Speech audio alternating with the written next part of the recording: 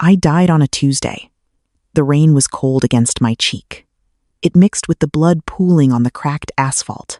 My designer dress, a gift from him, was torn and soaked through. It felt like a cruel joke. He stood over me for a moment. His silhouette blocked out the weak city lights. The scent of his sandalwood cologne was the last thing I registered. It was a smell I once associated with safety. Now it was the smell of my own death. He didn't say a word. He just watched. Then, another figure emerged from the car. My stepsister, Clara. Her laugh was thin and sharp. It sounded like shattering glass, a sound that followed me into the dark. Then, nothing. I woke up with a gasp. The air tasted stale, like cheap coffee and regret. My sheets were rough cotton, not the 1,000-thread count silk I had grown used to. I sat up.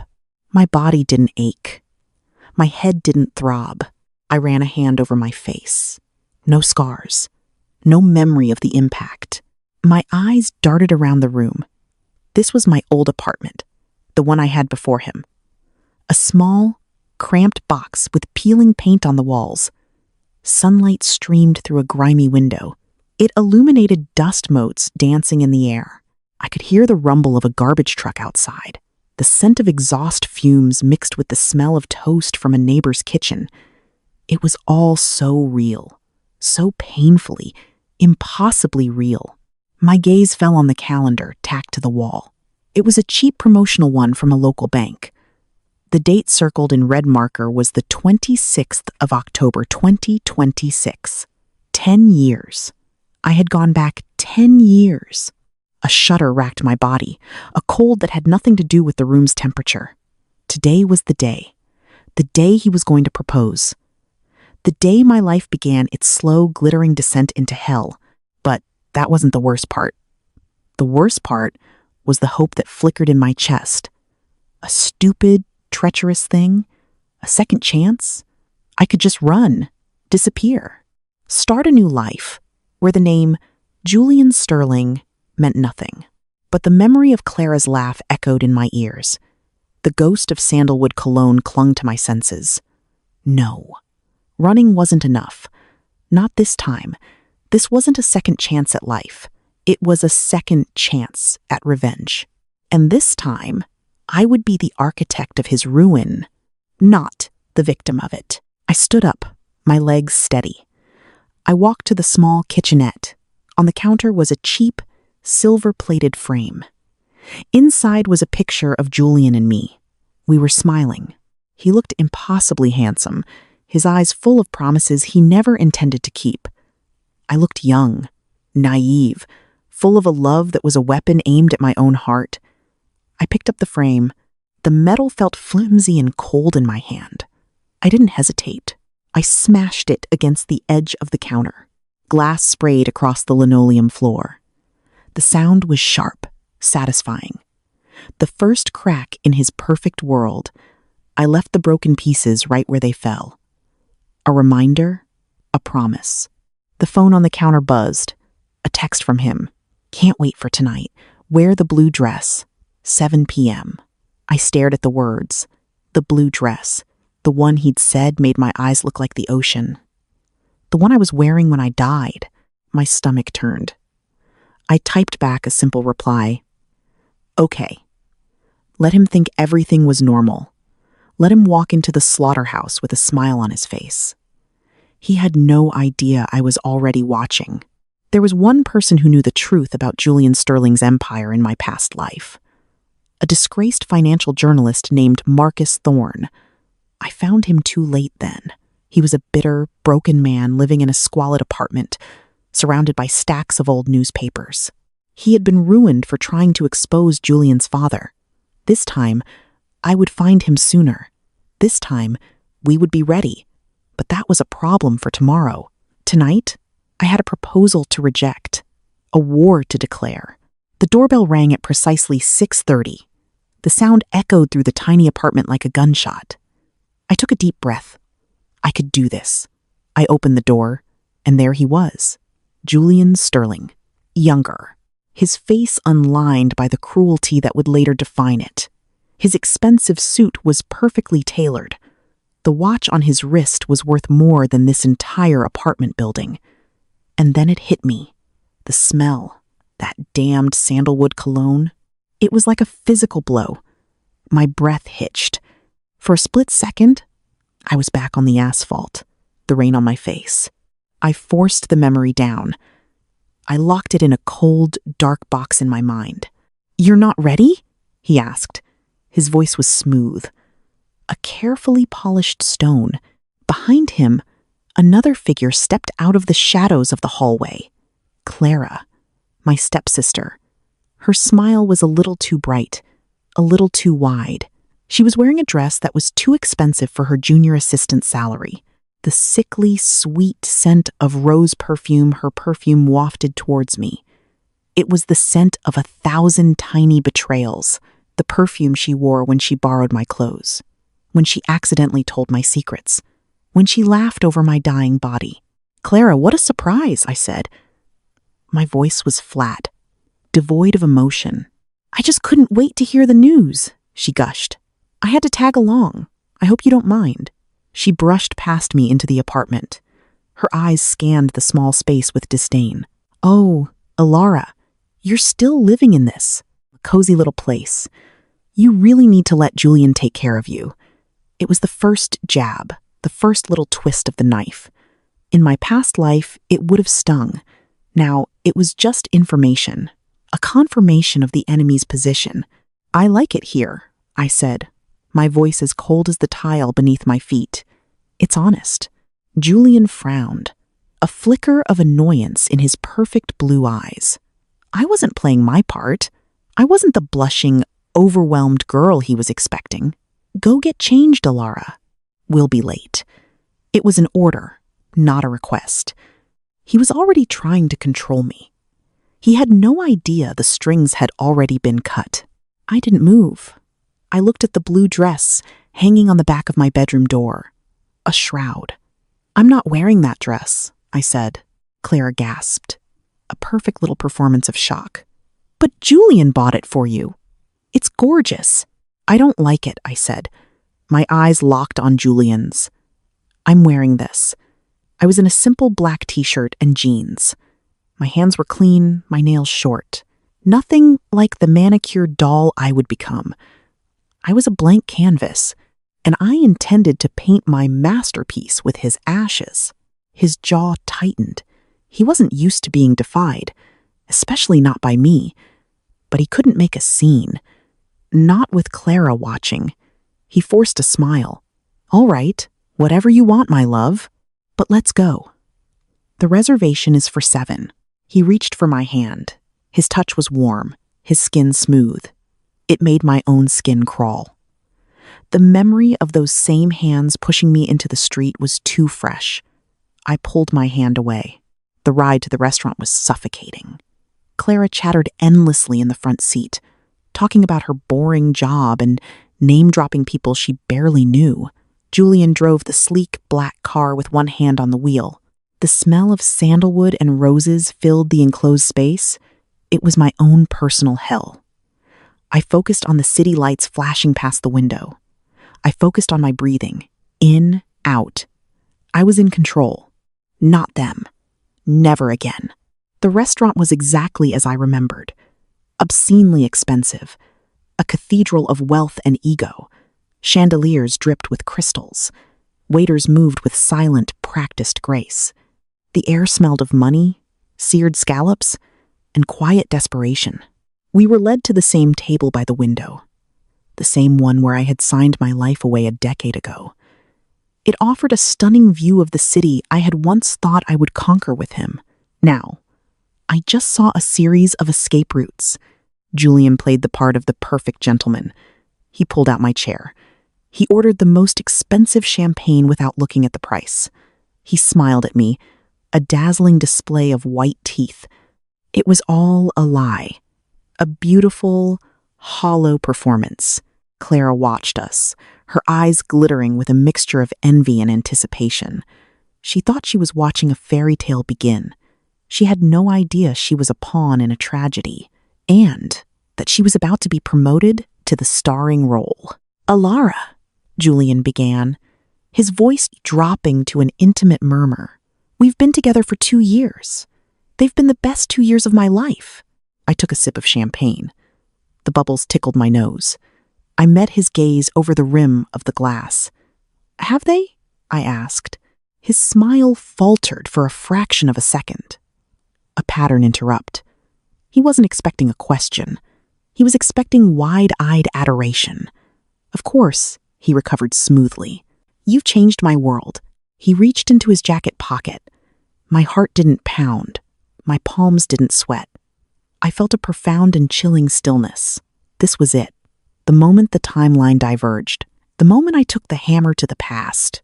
He got down on one knee. The entire restaurant seemed to hold its breath. Clara let out a tiny, theatrical squeak. He opened the velvet box. Inside, the diamond glittered under the chandelier light. It was a cold, hard fire. The same ring he would rip from my finger 10 years from now, just before he left me for dead. It was a beautiful cage. "Alara Vance," he said, his voice echoing in the sudden silence.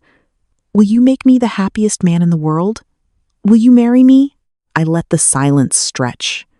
I let him kneel there on the plush carpet. I watched the confident smile on his face begin to waver. I saw the confusion in his eyes. I looked past him, at Clara.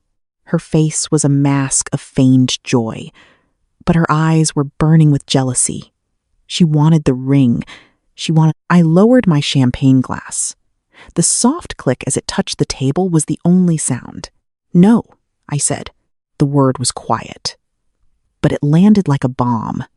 Julian stared at me, his mouth slightly open. The smile was gone, replaced by disbelief. "What?" he whispered. Clara's jaw dropped. The mask of joy shattered, revealing the raw, ugly greed beneath. "No," I repeated, my voice clearer this time. Stronger. "I will not marry you, Julian." I stood up. I didn't offer an explanation. I didn't cry. I didn't yell. I simply rendered my verdict. I looked down at the man who had murdered me. He looked small, pathetic, kneeling in a puddle of his own broken expectations. I could smell his cologne, but it was fainter now, weakened by my defiance. "I have to go," I said. I placed my napkin on the table. I turned and walked away. I could feel the eyes of every person in the restaurant on my back. I didn't look back. I walked out into the cool night air, leaving the wreckage of my old life behind me. The first domino had fallen, and the chain reaction would be spectacular. What happened next would change everything for them. But for me, it was all part of the plan. A plan that was already in motion before he even opened that velvet box. I walked for 10 blocks. The click of my cheap shoes on the pavement was a steady, defiant rhythm. My lungs filled with the city air, thick with the scent of street food and exhaust fumes. It was the smell of freedom. When I was far enough away, I pulled out my phone. My hands were perfectly steady. I didn't call a friend. I didn't call a cab. I made one phone call that night. Just one. To a number I had memorized in my previous life. A gruff voice answered on the second ring. "Davies, Mr. Davies," I said, my voice calm and low. "My name is Alara Vance. You don't know me, but I need to retain your services. It's regarding a future, large-scale fraud case involving the Sterling Corporation." There was a pause on the other end. I could hear the clink of ice in a glass. "Sterling Corporation? That's a big name, kid. What kind of fraud are we talking about?" "The kind that builds an empire on a foundation of lies," I said. "The kind that will leave hundreds of investors ruined. The kind that doesn't get discovered for another 5 years. But I know where all the bodies are buried, and I want you to help me dig them up." That was the last time I sounded like a victim. The next day, I started my new life. I sold the few pieces of jewelry Julian had given me. It wasn't much, but it was enough. Enough for a deposit on a new apartment, a small studio on the other side of town. It was in a rougher neighborhood, where the buildings were brick and the fire escapes were rusted, but it was mine. The air smelled of damp earth from the potted plants I bought for the windowsill and strong black coffee. It was the smell of a life I was building with my own 2 hands. A week later, Clara called. Her voice was dripping with false sympathy. "Alara, sweetie, are you okay? We've all been so worried. Julian is just devastated." I leaned against my window, watching the rain trace paths down the glass. "I'm fine, Clara. He's been leaning on me for support," she said, a note of triumph creeping into her voice. "He's just so lost without you." I smiled. A cold, sharp thing. It was happening even faster than I had anticipated. "He deserves someone who can understand his world," I said, feeding her the lines I knew she wanted to hear. Someone who can fit in with his family, his friends. Someone strong. Someone like you, Clara. The hook was baited. I could almost hear the snap of the trap as she took it. "You really think so?" she asked, her voice breathy. "I know so," I said. "You should be with him. You're perfect for each other." 2 weeks after my rejection, Clara and Julian were officially a couple. She sent me a picture. The 2 of them, smiling, on a yacht. She was wearing a new diamond necklace. He had his arm around her, the same proprietary grip he used to have on me. His sandalwood scent seemed to radiate from the photo, but it didn't make me flinch anymore. It only made me feel a grim satisfaction. The Trojan horse had been accepted into the city. The soldiers were inside, and the city had no idea it was already under siege. I got a job at a small independent bookstore. The pay was terrible, but the owner, a kind old woman named Mrs. Gable, didn't ask questions. The store smelled of old paper, leather, and brewing tea. It was a quiet sanctuary, a place to plan. Every night, after my shift, I would go to a small internet cafe. I didn't use my own computer. I was careful. I spent hours researching. I was relearning the financial landscape of a decade ago. I was mapping out the intricate web of shell corporations and offshore accounts that propped up the Sterling Empire. In my past life, I learned of these things through tears and subpoenas. This time, I learned them as a weaponsmith learns the properties of steel. I opened a new bank account under a different name, a simple LLC I had Mr. Davies help me set up. It was my war chest. Every spare dollar I earned went into it. While Clara was spending thousands on designer bags, I was buying burner phones and paying for encrypted data storage.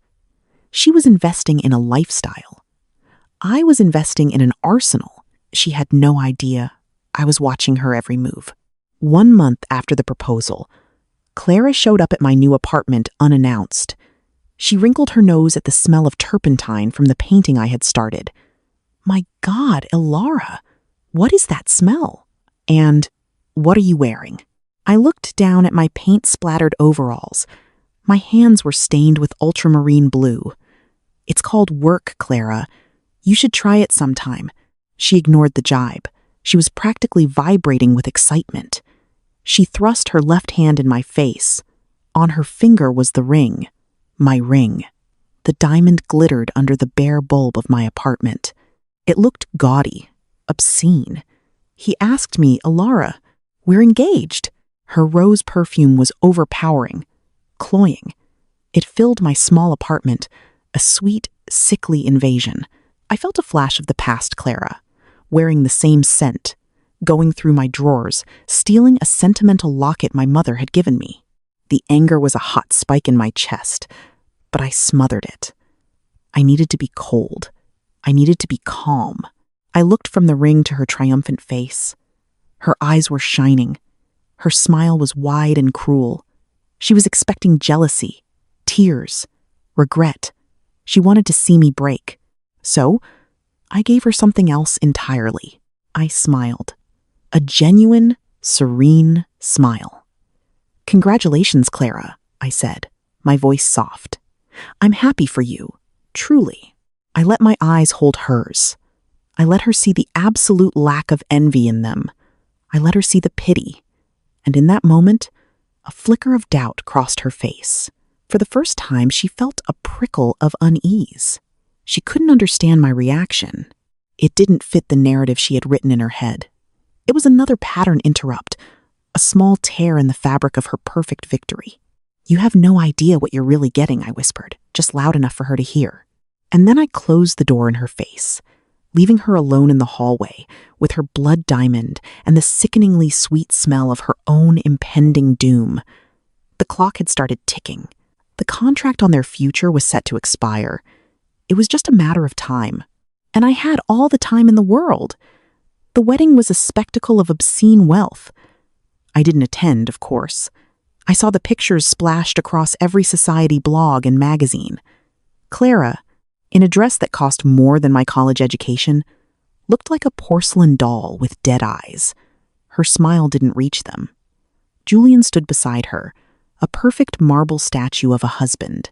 His hand on her waist looked less like a caress and more like a claim of ownership. The sandalwood and roses must have been suffocating. They honeymooned in the Maldives for 2 weeks. Their social media was a curated slideshow of white sand, turquoise water, and empty champagne glasses.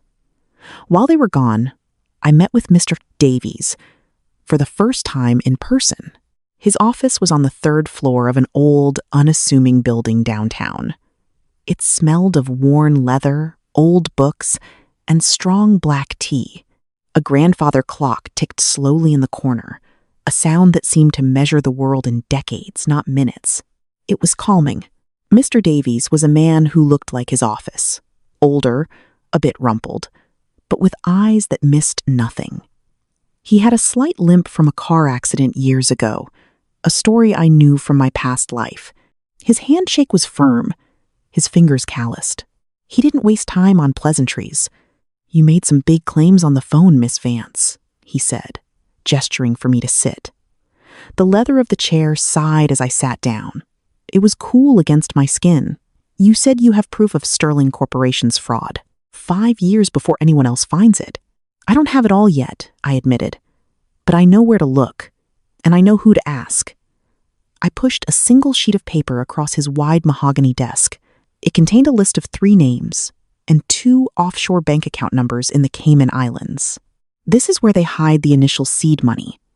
It's laundered through a series of shell companies, starting with a textile import business called Silkworm Ventures.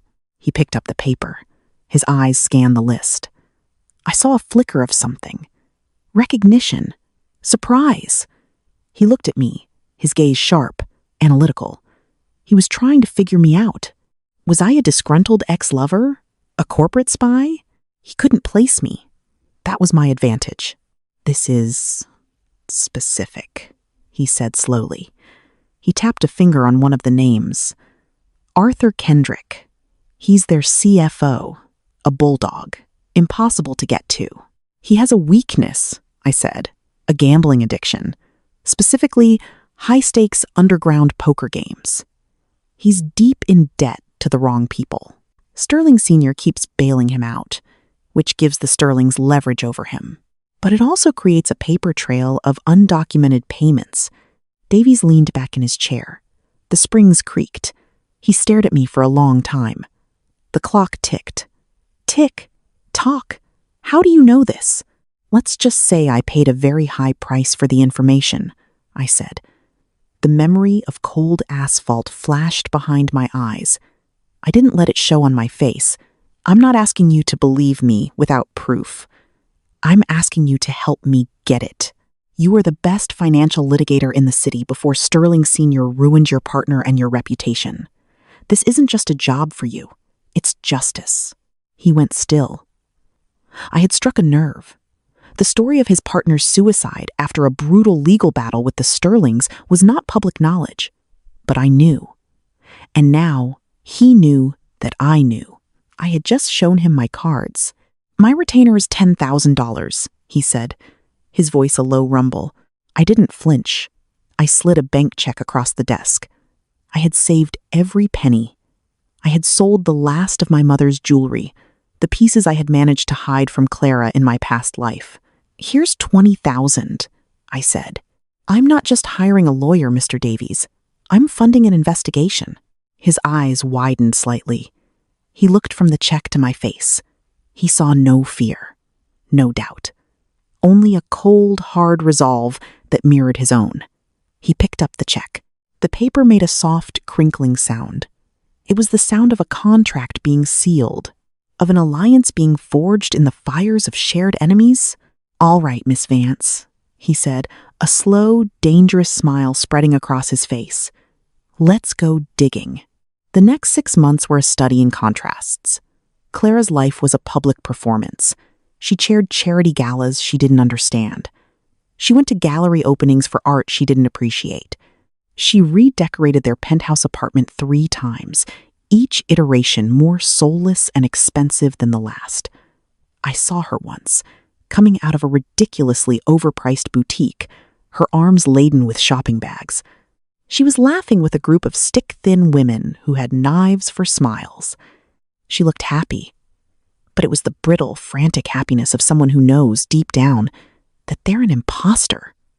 Her rose perfume hung in the air long after she was gone, a cheap scent, trying to cover something rotten.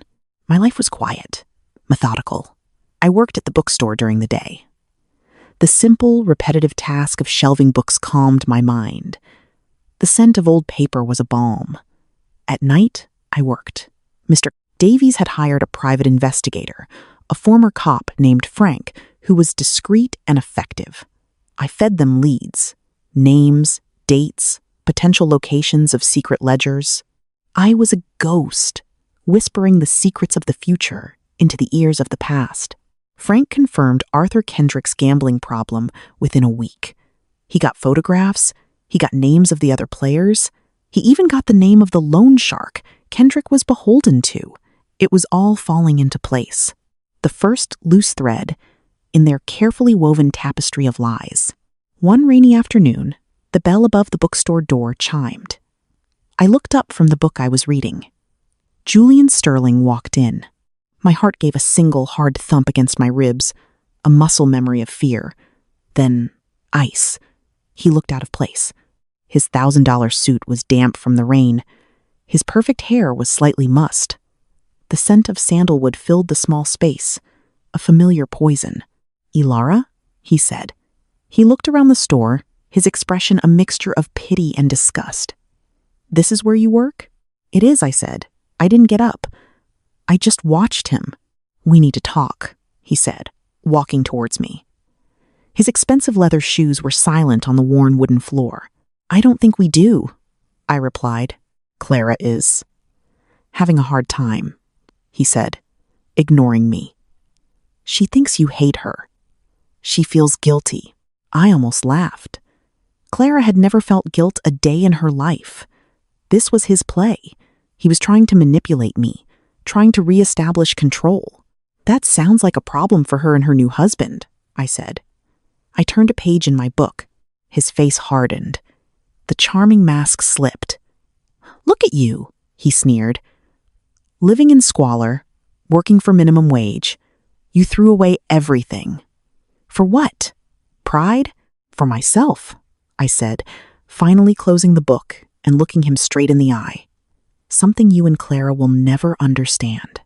You didn't come here to talk about your wife, Julian. You came here to see if I was miserable, to reassure yourself that you won. Well, take a good look. Does this look like misery to you?" He stared at me. He saw no tears, no regret. He saw a woman he didn't recognize, a stranger living in the shell of his former fiancée. It unnerved him. He was losing the narrative. He was losing power. "You'll come crawling back," he hissed, his voice low and venomous. "When the money runs out and you're alone, you'll remember what you gave up." "What I gave up," I said, standing up slowly, was a gilded cage. "And I have to tell you, Julian, the air out here smells so much better." He flinched as if I'd slapped him. He turned and stormed out of the store, the bell chiming mockingly behind him. Mrs. Gable came out from the back room, a steaming mug of tea in her hand. "Trouble?" she asked, her kind eyes full of concern. "Just a ghost," I said, taking the mug. The ceramic was warm in my hands. The steam smelled of bergamot and honey. He's already fading. But I knew that wasn't true. He wasn't fading. He was about to start unraveling. And I was the one holding the thread. The first real crack appeared 3 months later. It was a small item buried on page 12 of the financial section. Sterling Shipping, a subsidiary of the Sterling Corporation, reports unexpected Q3 losses due to supply chain disruptions. To anyone else, it was boring corporate news. To me, it was the first tremor of the earthquake to come. I knew those disruptions weren't random. They were the result of a tip-off from Davy's office to a port authority about unpaid tariffs. A small fire, but we had set it in a very dry forest. Soon after, I saw Clara again. This time, she was alone. I was at an outdoor market buying fresh bread. The air smelled of yeast and roasting garlic. She was sitting at a cafe across the square, staring into a cup of coffee. She looked tired. There were faint, dark circles under her eyes that her expensive concealer couldn't quite hide. She was thinner. The fire in her seemed to have dimmed. She was on the phone, and from her agitated gestures, it was not a pleasant call. I saw her jaw tighten, her knuckles white as she gripped her phone. She was fighting. She was discovering that her fairy tale castle was built on a swamp. I didn't approach her. I just watched. I bought my bread, the loaf still warm in its paper bag. I walked home. The simple pleasure of it was something she would never have. Her life was a constant performance, a desperate scramble to maintain an illusion. My life was real. It was mine. The next phase of my plan required a more direct approach. I needed to get inside their financials. Frank, the PI, had hit a wall. Kendrick was being more careful, so I used a different key, a key from my past. In my old life, I had organized all of Julian's family events. I knew all the staff. I knew who was loyal and who was just there for a paycheck. And I knew who had been wronged by the Sterlings. Her name was Maria. She was the head housekeeper at the Sterling family estate. A kind, quiet woman who had worked for them for 20 years. A year before my death in the previous timeline, the Sterlings had fired her without severance after she took 2 weeks off to care for her dying husband. They had been cruel, callous. I remembered her tears. I found her working at a downtown hotel. I waited for her shift to end. I approached her in the street. She recognized me immediately. "Miss Alara?" she said, her eyes wide. "Hello, Maria," I said. "I need your help, and I want to help you." We sat in a small coffee shop. The air smelled of burnt espresso and cinnamon. I told her a carefully edited version of the truth. I told her I was working with a lawyer to expose Julian's corrupt business practices. I told her I knew how they had treated her. And I made her an offer. A significant amount of money from my war chest. Enough for her to retire comfortably. In exchange for one thing, a key card, a schedule, and a blind eye for 30 minutes. She looked at me, her old, tired eyes searching my face. She saw the truth there, the shared pain of being discarded by the wealthy and powerful. "They are bad people, miss," she whispered, her voice trembling slightly. "They deserve what is coming to them," she agreed. 2 nights later, I was inside the Sterling estate. The place was a mausoleum, silent and cold. It smelled of lemon polish and stale air.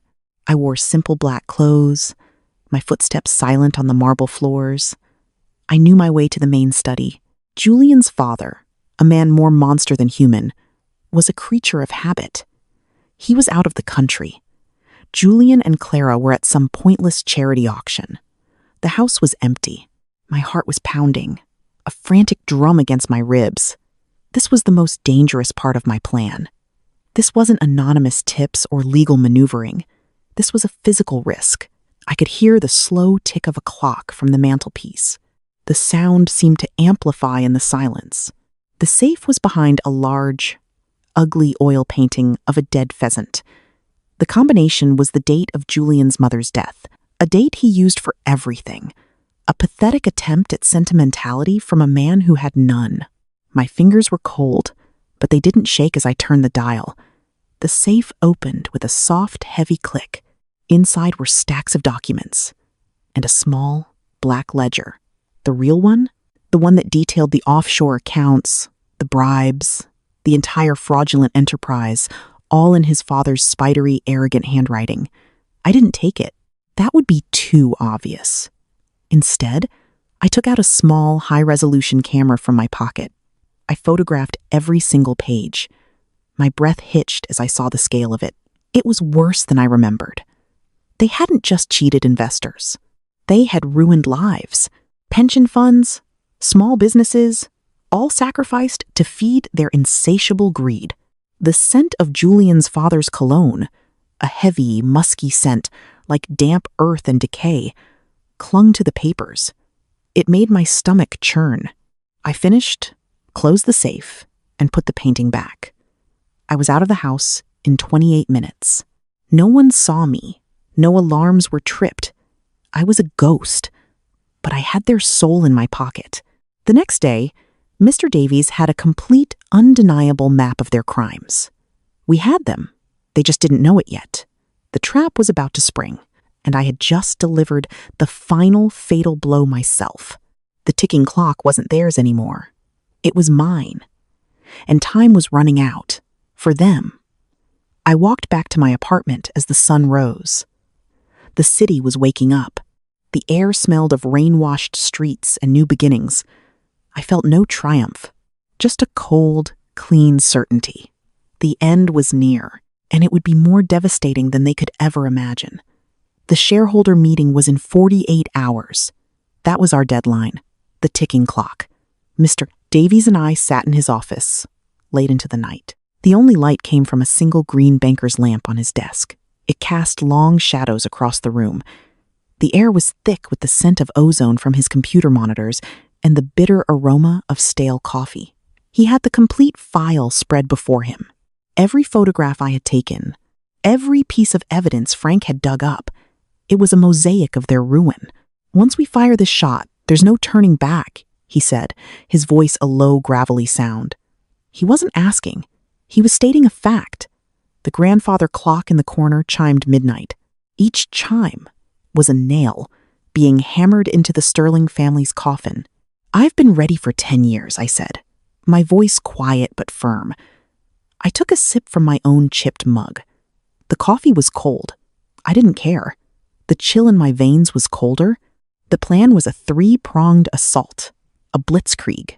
First, the legal strike. At precisely 8 a.m. the next morning, Davies would electronically file a massive lawsuit on behalf of a dozen former investors from my past life. People I knew had been ruined. Simultaneously, a complete copy of the evidence, including the ledger pages, would be couriered to the Securities and Exchange Commission and the IRS. That was the official declaration of war. Second, the public execution. Davies had already contacted Marcus Thorne, the journalist. He had been waiting for a story like this his entire life. He would be given the exclusive. His article would go live at 9 a.m., just as the markets opened. It would be a narrative, not just facts and figures. A story of greed, betrayal, and a family empire built on lies. Third, the financial strangulation. As soon as the lawsuit was filed in public, Davies would file emergency injunctions to freeze every known Sterling asset, their corporate accounts, their personal trusts, even the joint account Julian and Clara used for her shopping sprees. The money would simply stop. It was a perfect, coordinated attack. And while all of that was happening from the outside, the trap I had set from the beginning would finally detonate from within.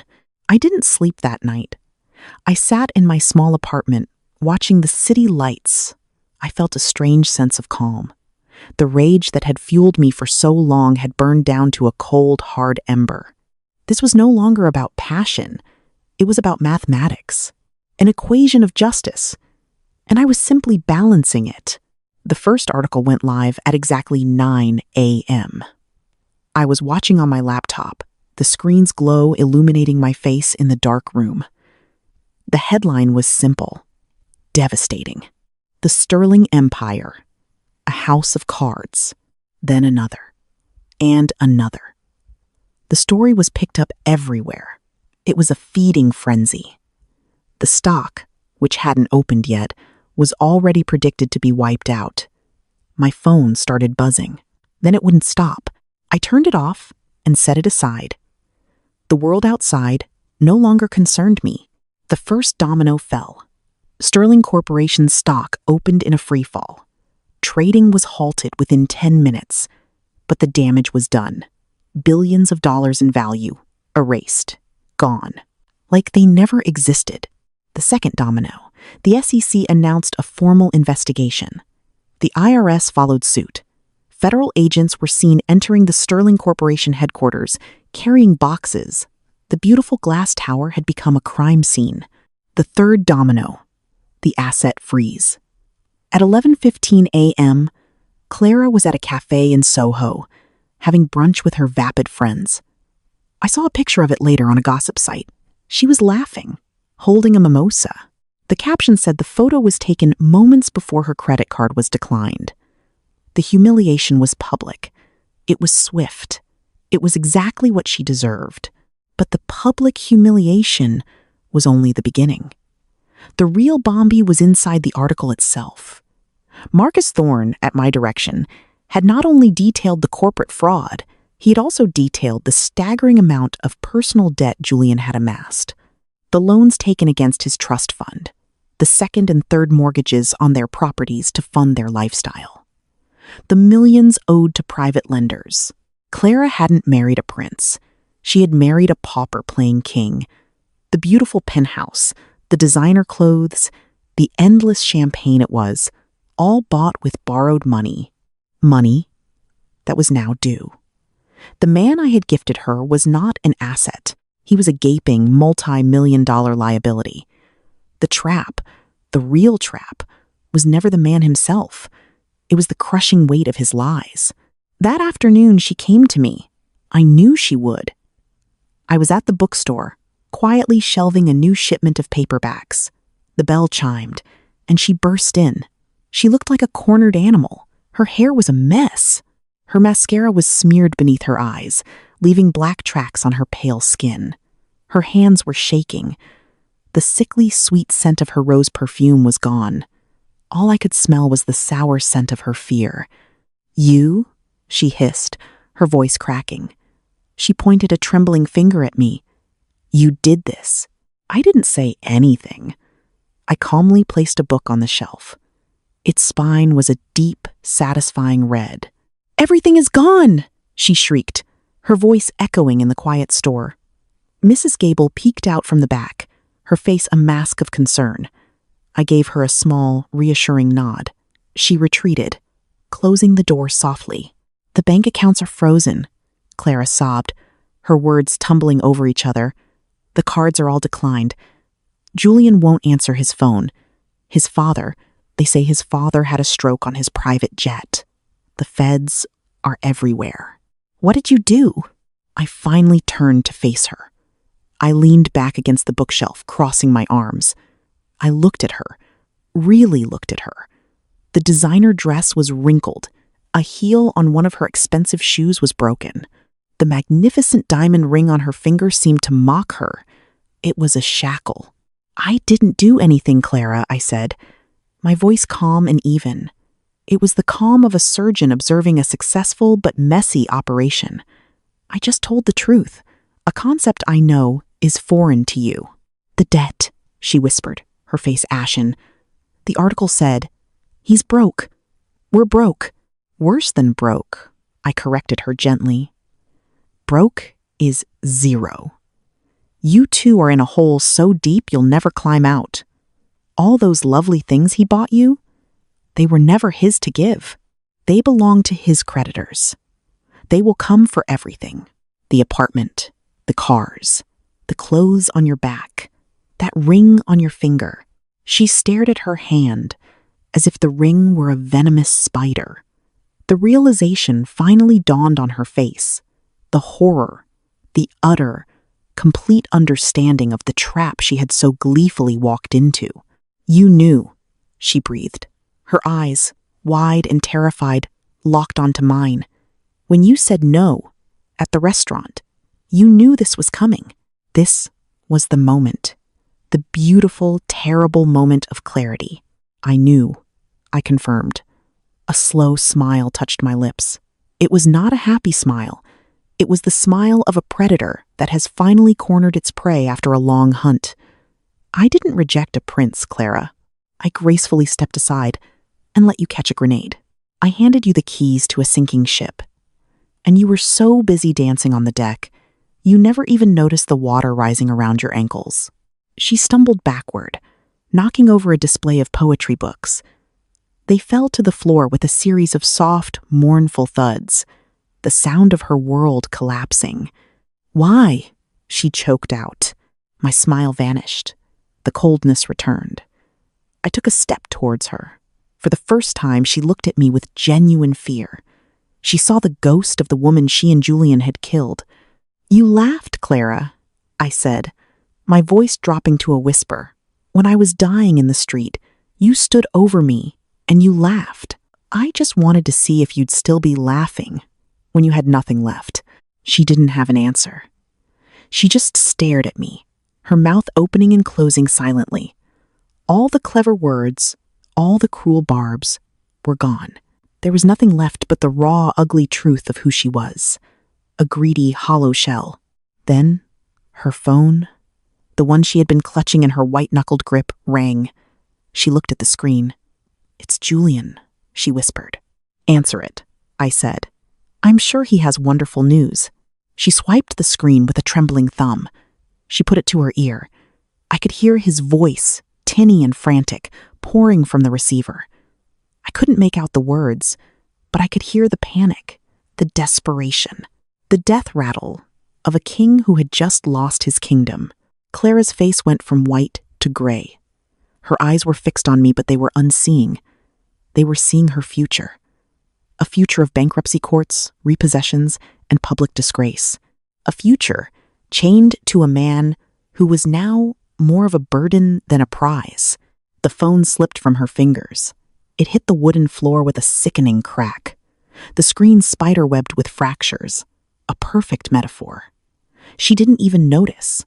She just turned and fled the store. A single, guttural sob, escaping her lips as she ran out into the street.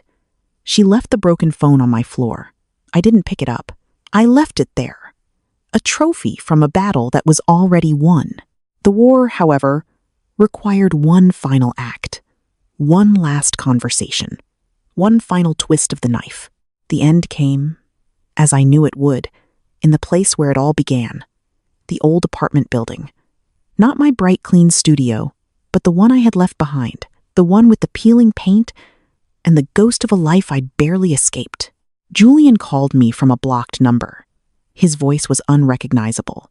It was stripped of its smooth, confident timbre. All that remained was a raw, ragged edge of desperation. He begged me to meet him. He said he had nowhere else to go. I agreed. I walked up the 3 flights of stairs. The hallway smelled the same stale cooking oil and dust. The door to my old apartment was ajar. I pushed it open. The sound was a low creak, like a coffin opening. The apartment was dark, the power having been cut long ago.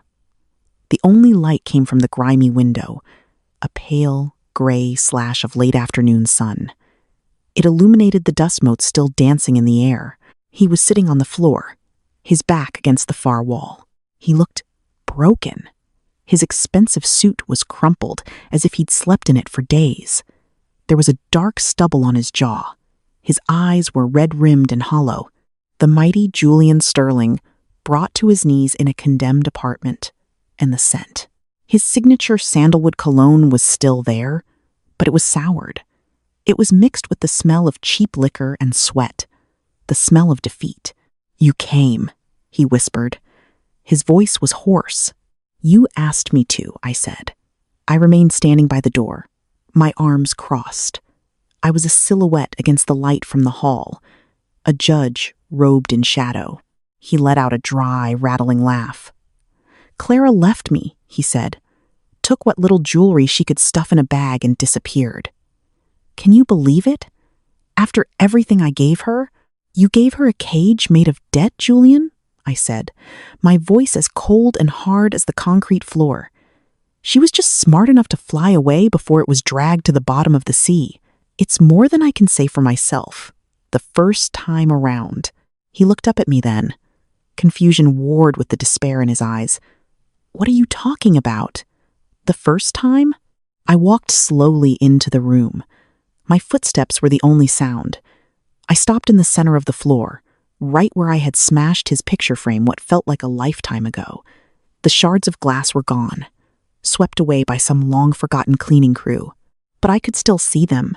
I died, Julian, I said, my voice a flat, conversational tone, on a Tuesday. It was raining. You pushed me into the street.